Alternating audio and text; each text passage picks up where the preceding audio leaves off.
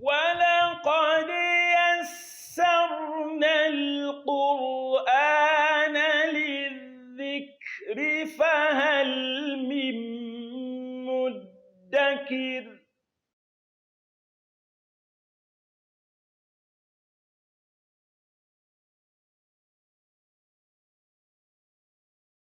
أعوذ بالله من الشيطان الرجيم. بسم الله الرحمن الرحيم. السلام عليكم ورحمة الله وبركاته. I greet you, dear viewers, with the salutation of peace. May the peace and blessings of Allah the Almighty be upon us all. I welcome you once again to our program, Quran Made Easy.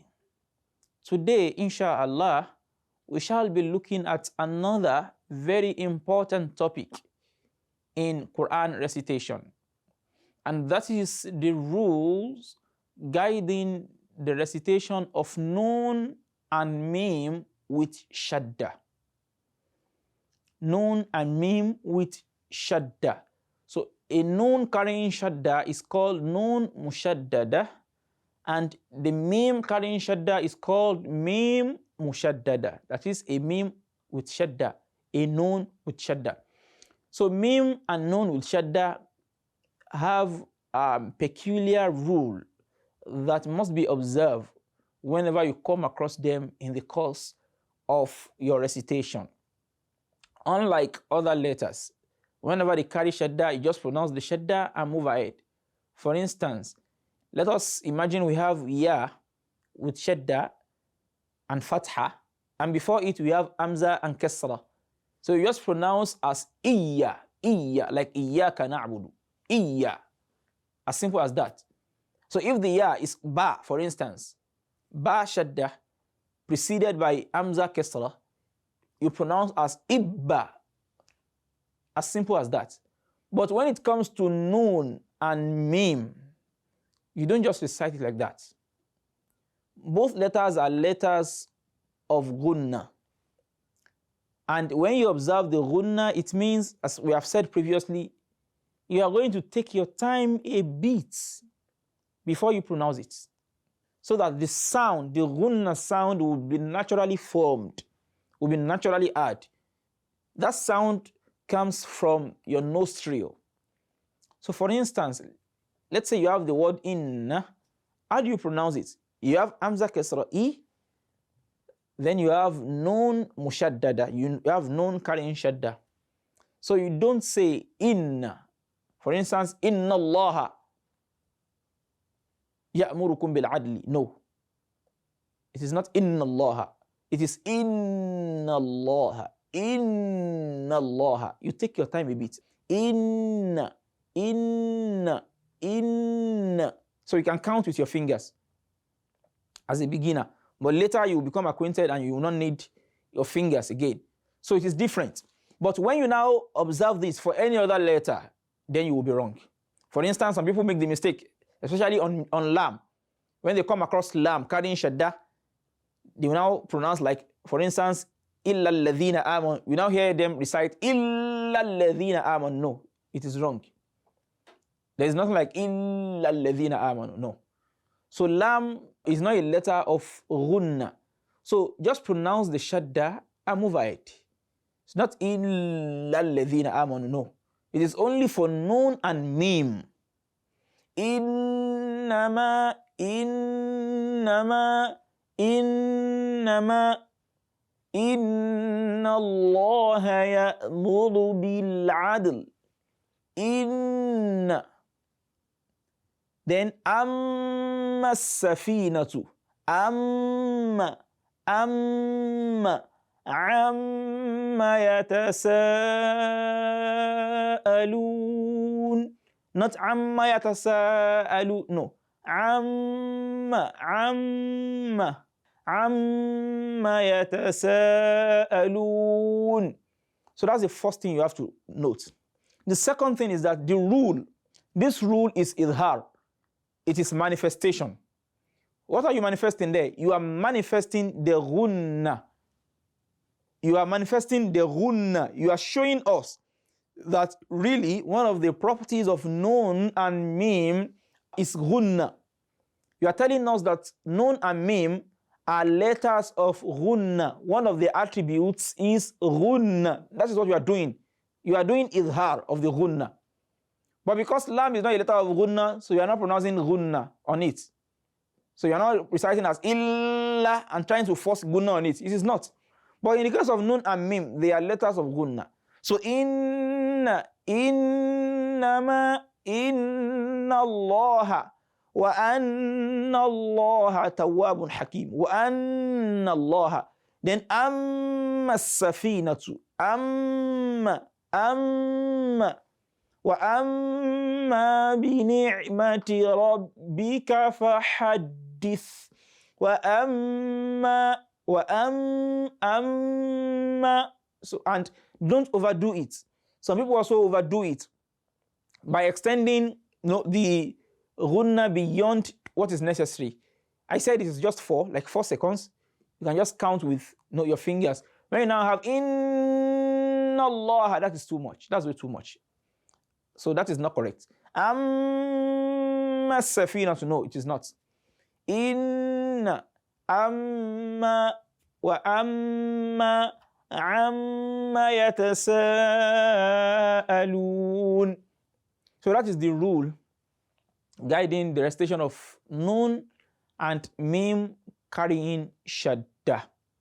And the rule is idhar of the ghunna, manifestation of the ghunna.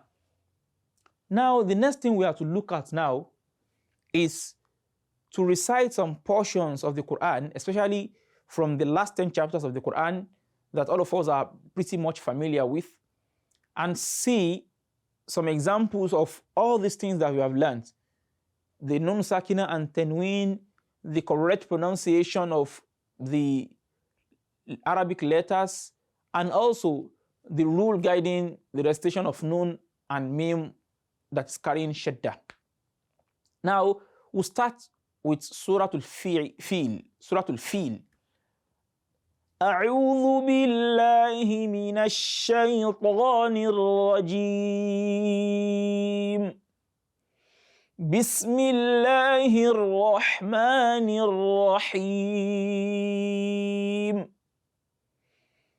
ألم تر كيف فعل ربك بأصحاب الفيل؟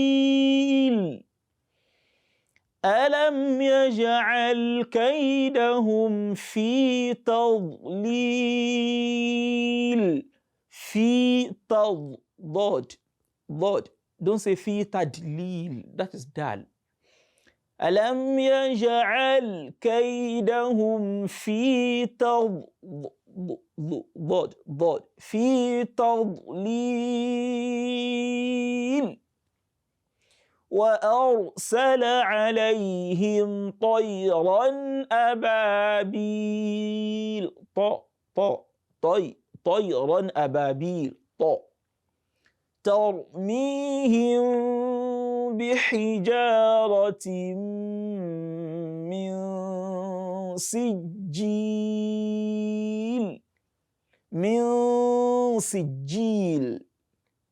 That is al-ikhfa. Min, we have the nun sākinah there, nun carrying sukun, immediately followed by sin. Min si. So you can see the way the mouth has been positioned. The mouth has been positioned in a way that is ready to pronounce sin immediately after the nun sākinah. بِحِجَارَةٍ مِّن si. Min si. It is easy to transit between the nun sākinah and the sin, the way I've positioned my mouth.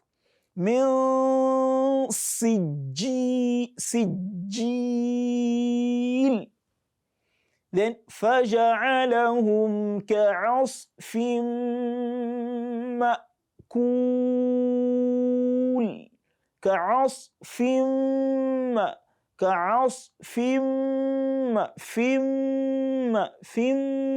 That is idgham naqis, otherwise known as idgham bi ghunna. So we have tanween there, we have kasratan, and that is followed by letter mim, which is a letter of idgham الناقص.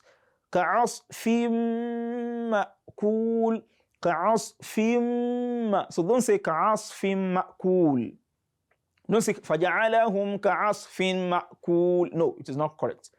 كعصف مأكول فجعلهم كعصف مأكول.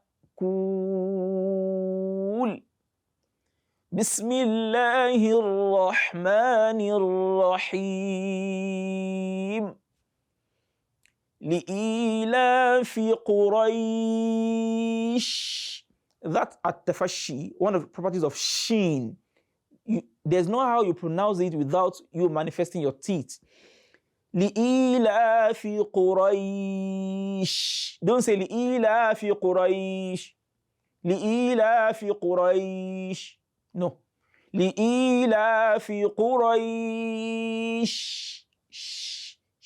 You can see the way the mouth is. Not لإيلاف قريش. No. لإيلاف قريش. إيلافهم رحلة الشتاء. The sheen carrying kasra there. رحلة الشتاء, not رحلة الشتاء. رحلة الشتاء was صاد, not sin. Don't say رحلة الشتاء والصيف. When you say والصيف, that is sin.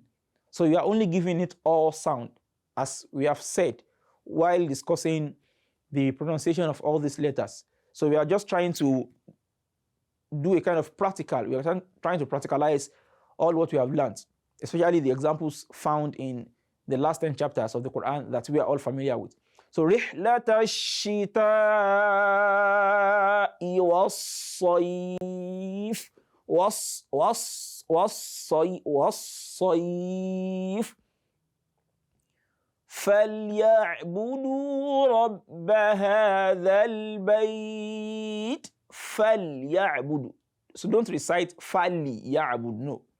So the lam there is carrying sukun and not kasra. Don't say فليعبدوا. not فلي. فليعبدوا رب هذا البيت. فليعبدوا رب هذا البيت. فليعبدوا رب هذا البيت الذي أطعمهم من جوع. من جوع. That is al-ikhfa. So you add the noon before the jim. من جوع وآمنهم من خوف. من خوف. So because you want to stop on that faf, so you prolong that O sound. Khaw, you prolong it. So you don't say وآمنهم من خوف and you just go to ruku. No. وآمنهم من خوف. خوف. So let us try and correct our recitation of these chapters that we have gone through so that we can recite the Quran correctly, the same way it was revealed to the Holy Prophet Muhammad sallallahu ta'ala alayhi wasallam. Once again, وَآمَنَهُمْ مِنْ خَوْفٍ. So we have al-idhar there, min kha, because kha is a letter of al-idhar. So no form of assimilation is needed, no form of concealment is needed. You are not expected to hide anything. Just pronounce it the way it is written. Min khawf. Don't say min khawf. And don't just say khawf. وَآمَنَهُمْ min khawf. No. Min khawf. So the word ordinarily is min khawfin. Khawfin. It is carrying kasratan. But because you want to stop on it, so you give it an imaginary sukun, as we have said. So that imaginary sukun you are giving to it will make you elongate that madu more than what is primarily the length of the elongation. So you elongate it more than the normal length because you are stopping on that faf and you are giving it an imaginary sukun. وَآمَنَهُمْ مِنْ خَوْفٍ khawf. Don't say وَآمَنَهُم مِّنْ khawf. No. Khawf. Khawf. So that is how far we can take today. So we hope to meet you in our next episode. In case you have questions and inquiries, please send them to africa@mta.tv. Assalamu alaikum wa rahmatullahi wa barakatuhu.